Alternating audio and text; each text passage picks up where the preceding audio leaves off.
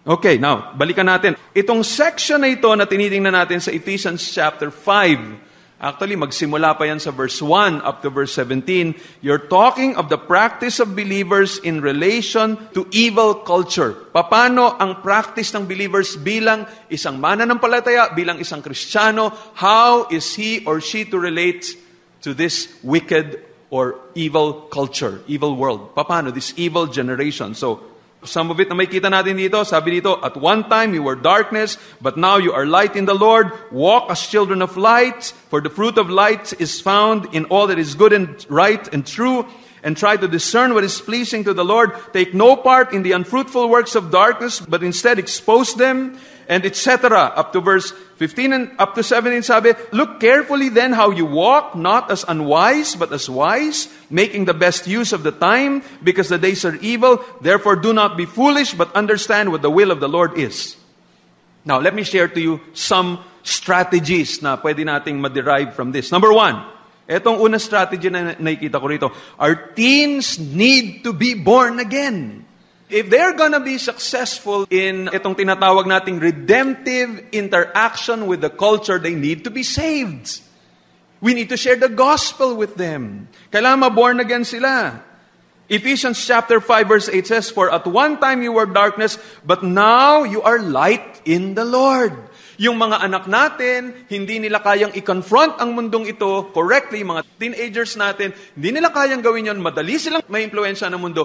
Kung hindi sila mananampalataya, kailangan ma-born again sila. Kailangan marinig nila yung ebanghelyo. Kailangan makilala nila si Jesus as Lord and Savior. And parents, kung kayo mismo ay hindi nakakakilala sa Panginoon, how are you gonna share the gospel with your children? You will let the school do it for you. You will let the church do it for you. You will let other people, other Christians do it for you. Pero as I mentioned before, kayo ang tinatawag ng Panginoon primarily to be the moral and spiritual instructors of your children. Ephesians chapter 6 verse 4 says, fathers, do not provoke your children to anger, but bring them up in the discipline and instruction of the Lord. Of the Lord. So that includes evangelism. You should instruct them regarding the things of God. You need to know God's Word. You need to be a model to them. Kailangan nakikita nila na, itong tatay ko, naniniwala talaga ito sa Bible. Tatay ko, born again talaga ito.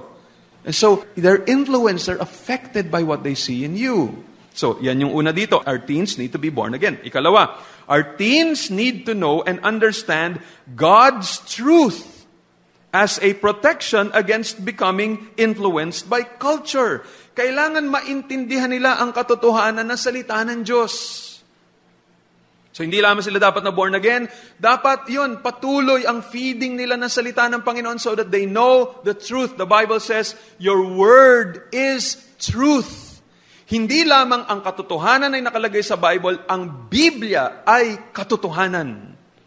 Katotohanan ng Bible. More and more, as I read books pertaining to the Bible, as I read the Bible, as I interact with the world, as I interpret the world that I live in, as I share with the children, as I observe what's happening through television, radio, listen to the news, sabi ko talagang, Lord, ang Bible talaga, katotohanan. Salamat po, Lord, may Bible. I am really so thankful to the Lord that we have the Word of God. Kung walang Bible, ang gulo-gulo ng isipan natin, hindi na natin alam kung paano tamang mamuhay dito sa mundong ito. Now, this has two aspects. Etong sinasabi nating understanding God's truth as a protection against becoming influenced by culture. Negatively muna, they need to know what is wrong in the world. Kailangan maturuan natin yung ating mga anak para maintindihan nila, ano ba ang mali sa mundong ito? Look at what Paul says in Ephesians 5:11. Take no part in the unfruitful works of darkness, but instead expose them. Paano mo ma-expose kung ano yung mundong ito, kung ano yung kamalian sa mundong ito, when you don't know what's wrong with the world? You watch television, you watch movies, and you don't even know what's wrong. You watch Harry Potter, and ano mali doon? You watch films, a romantic film na parang ang saya-saya ng pakiramdam mo, ano mali doon? And you don't know what's wrong. So it's so important that when we teach our children the truth, we help them identify ano yung mali sa mundong ito. You know, I got this from this book, The Dad in the Mirror. And in one chapter here, this was authored by Patrick Morley and David Delk. Si Patrick Morley is the author of the book, Man in the Mirror. But anyway, in one chapter here, he talks about explaining kung ano yung Christian story. This world has so many anti-Christian stories. And yung story, ibig niya sabihin, he was referring to a worldview. Ito yung pananaw mo sa mundo that helps you to interpret the world. Itong worldview mo na to, ito yung pananaw mo sa mundo na nagpapaliwanag sa iyo, bakit ganito yung mundo, saan galing yung mundo, paano ka dapat ma-relate sa mundong ito, etc. Para bang ganito, no? Kung ang worldview mo, ang paniwala mo, walang Diyos at ang tao ay galing lang sa unggoy, so there's no such thing as morality. Let's eat, drink, and be merry anyway, for tomorrow we will die. So, ganun ang pananaw mo. So, anong gagawin mo? So, walang problema. Kung magnakaw ka, kung mag-commit ka ng adultery, pag may nagsabi, bakit mo ginawa yan? Kasalanan yan. Anong kasalanan? Wala naman Diyos eh. You see how a person's worldview will affect how he lives. So, yun yung worldview na pinag-uusapan natin. Now, dito sa Dad in the Mirror, pinapakita, may mga example siya ng iba't ibang klaseng mga worldviews. And when I was reading it, he just simplified it. These are the very things na binabasa ko dun sa mga libro na talagang anlalalim. Halimbawa, good education, a well-paying job, a nice house, are elements to a good life. Yung ganung klaseng pananaw. That's a anti-Christian story, kumbaga, o worldview. Na yan ang mundo. Gusto mo maging masaya? Kailangan mag-aral ka sa pinakamagandang school. Pag nakapag-aral ka sa Harvard, sa Yale, sa ganyan, sigurado, pag nakagraduate ka na maayos dyan, malaki kikitain mo, tapos pagka nagkatrabaho ka ng maayos, etc. Yan ang masarap na buhay. That is a worldview. It's wrong. Another, man is basically good. Yan ang pananaw ng mga psychiatrists, mga psychologists, psychotherapists. Man is basically good and we can solve all problems if we just have good models and try harder to work together. Yan lang ang gawin natin. Aayos yung buhay natin. Another wrong worldview or wrong story. Science and technology will ultimately solve all problems. Kaya tayo, excited tayo pag may bagong gadget. Bagong lumabas na gano'n, na-upgrade itong ganitong computer, ganyan, na 6 na buwan pa lang, obsolete na yung luma, may bagong labas, baka mas mabilis pa kaysa 6 na buwan. And we want to get that thinking, makuha ko lang itong bagong gadget na to, ma-upgrade ko lang itong aking computer, sigurado aayos ang aking buhay. It's a worldview. Ika-4, postmodernism, which says there is no absolute truth. Lalo na sa West, yan ang pananaw ng mga tao. There's no such thing as absolute truth. Kung ano tama sa'yo, okay, sa'yo yan, subjective yan. Pero ito din ang tama para sa akin. Kaya itong lamesang ito, kunyari, kulay nito, brown. So pag sinabi, red yan. Okay, red. Sa iyong paningin, red. Sa akin tingin, blue. Pareho tayong tama. Yun ang postmodern thinking. No absolute truth. Another na maling pananaw ng mundo is that there is no God. Everything that exists is essentially a cosmic accident. Galing tayo dun sa tinatawag na Big Bang. Yan ang Darwinian point of view. Na tayong mga tao, galing tayo sa mga unggoy. Kaya pwede nating patayin yung batang nasa tiyan ng nanay niya. Pagka mga ilang buwan pa lang yan, ano naman yan? Butiki lang yan eh. Yun ang pananaw ng iba. Maraming mga tao. So that's a worldview. Another is, yung iba naman, naging spiritual naman, kabaliktaran naman itong masyadong materialistic na point of view. Sabi naman nila, we need to enter the spirit world to determine what is real. We need angels, spiritual guides, communication with the dead, Eastern mysticism. Diyan naman pumapasok yung mga mahilig sa feng shui, mahilig makipag-usap sa mga patay, mga experts sa pinapatawag para nakakakita ng mga multo, para alisin yung mga nakikita ng espiritu sa isang haunted house. So kabila naman sila, hindi sila materialistic point of view, spiritualistic naman masyado yung pananaw. And people view things that way. Yung ibang mga tao, they really believe that UFOs exist. At ang tingin nila na gano'n, hinihintay nila yung Messiah na manggagaling from outer space. That is a world view. There are people who really think that way. And then there's also abundance of possession and ability to acquire more things will make us secure and comfortable. That's another worldview. Sabi nga ni Jesus Christ, do not think that the abundance of possessions means life. But that's how people view things. Tingin nila, pag marami kang pera, yan ang buhay. Pagka kung ano gusto mong bilhin, mabibili mo dahil marami kang pera, yan ang masarap na buhay. Pero hindi totoo yun. Marami ng mga taong daming pera, nag-commit na suicide. Dahil hindi lahat ng bagay nabibili ng pera. But these are some of the things na dapat malaman ng ating mga anak. Now, what are some of the important truths that we need to know? Now, this is in relation to the Christian worldview. And nung nakita ko to, this is really very interesting. Ito ay galing dito sa librong The Dad in the Mirror.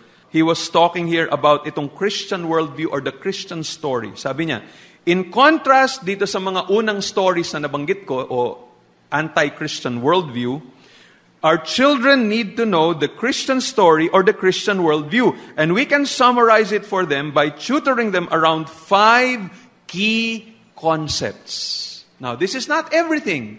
Pero itong 5 key concepts are so important. Number 1, God. Number 2, creation. Number 3, fall. Number 4, redemption. Number 5, new creation. Pagka tinuro mo daw ng mabuti itong 5 concepts na ito sa iyong anak, magkakaroon siya ng Christian worldview. Again, among others. Marami pa, of course, na dapat natin ituro na mga doktrina. Pero ituro mo ito ay napakaganda ng solusyon dun sa unang binanggit ko sa inyo na mali. Ano? Paliwanag natin. God. So how do you explain God to your child? Start with the story about God in order for our teens to make sense of the little bits and pieces in their lives. They need to understand who God is. Jesus is God, the foundation for everything that exists. His holiness sets the standard for moral purity. His power underlies all the forces of nature. His self-existence provides the ground for the existence in the universe. We find ultimate meaning only in relationship to Jesus. Teach your children to appreciate the greatness of God and to desire a relationship with Jesus. Magsimula sa Diyos. Pangalawa, creation. Paano mo paliwanag yun sa anak mo? God made the world from nothing and He made it perfect. When God had finished creating the world, it suffered from no sin or sorrow or sickness or death. Yun yung original. Understanding this will encourage our children to appreciate the goodness and greatness of God. Pero hindi pa tapos yung kwento. You continue by sharing the fall. The saddest part of the story, but the part that most helps us to understand why things went so haywire, is the fall. Into God's perfect world, sin and evil entered through Adam and Eve's sin. So now, we live in a broken world, a world shattered by futility. Our children need to grasp that ultimately, the world will always disappoint them and let them down. This isn't the way God meant things to be, but sin has fouled up everything. This will encourage our children to put their hope and trust in Jesus. Another thing nakasama dito sa Christian story, redemption. If the world as we see it were the end of the story, what a depressing ending it would be. But a glorious thing happened 2,000 years ago when God entered into this evil world as an innocent sacrifice for the sins of all those who put their faith and trust in Him. Jesus guarantees salvation to all who will turn to Him in faith and repentance. Our children need to be encouraged to trust in Jesus for the redemption He offers. And then, one more, para makumpleto yung litrato, new creation. The best stories have a great ending, and the Christian story is no exception. We eagerly await the day of our final adoption as sons, sabi ng Romans 8:23. Sabi ng 2 Peter chapter 3 verse 13, according to His promise, we are waiting for new heavens and a new earth in which righteousness dwells. Teaching this to our children will encourage them to persevere and to believe that they will prevail. Wow! Alam niyo, I don't know about you.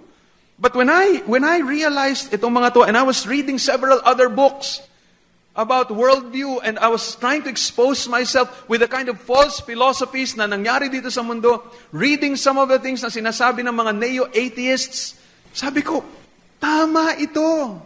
This is the solution para makita natin, magkaroon tayo ng tamang pananaw dito sa mundo at hindi natin dapat ikahiya ang ating pananampalataya. I was talking to my son a few days ago at siya ang talagang exposed dito sa postmodernism, Darwinian, mga new atheists na tinatawagin. Tapos pinag-aaralan din nila sa kanilang school yung tungkol sa mga worldviews. Sabi niya, Pa, alam mo, talagang bakit ba tayo dapat mahiya sa mundong ito? Nasa atin yung sagot. Parang nakakatuwa na nakikita niya yon. Sabi ko, tama ang epekto nito sa aking anak. I got hold of that Truth Project that talked about worldviews. And I said, kayong mga bata, every Tuesday, I want to talk to you. And I don't want to miss it because parang na-excite ako sa aking puso na malalaman nila tungkol sa mga katotohanan ito para pagdating nila sa mundo, pagpasok sa UP, pagpasok sa mga schools na kontra talaga sa Bible, kaya nilang tumayo. Alam nila, mali yung evolution. Mali itong new age. Mali itong sabing, it's money that will make you happy. Mali yun. Mali yung let's eat and drink for tomorrow we die. Mali yun. Mali yung sinasabi that there is no God. That's wrong. But they need to know the story about God, about creation, about the fall, about redemption in Christ, and about the new creation. You know, it's going to give you hope. Now one day, as I look at this world, minsan nalulungkot ako, ba't ganitong mundo, suffering, cancer, death? But then I hold my head up high and say, one day, this is all going to end. Good will prevail over evil. God is going to reign one day. There will be a new heavens and a new earth. And we will dwell there. And God will restore these bodies that are about to be destroyed or that will deteriorate. And He will change it again. We'll have glorified bodies. Alam niyo, all of this just give a person hope. All of this tell us, wow, brethren, we have wisdom. There's no need to be afraid of the world. No need to be afraid dito sa mga tulad nila Richard Dawkins o itong sumulat ng God Delusion o kung sino-sino mga matatalino dito sa mundo na hindi naniniwala sa Diyos. There's no need to be afraid of them. And our children need to be prepared. Pag tinuruan natin sila ng mga ganito, hindi sila matatakot. They are able to interact redemptively with culture. They need to be born again. They need to know these truths. They are able to identify falsehood at alam nila, ito sinasabi ng Bible. They also need to know what it means in practical, everyday life to live truth in a way that points to their Heavenly Father. Siguro ang isang word dyan na importanteng gusto nyo kung i-take note ninyo, they need to know what it means to live in a practical way according to the Bible. Practical way.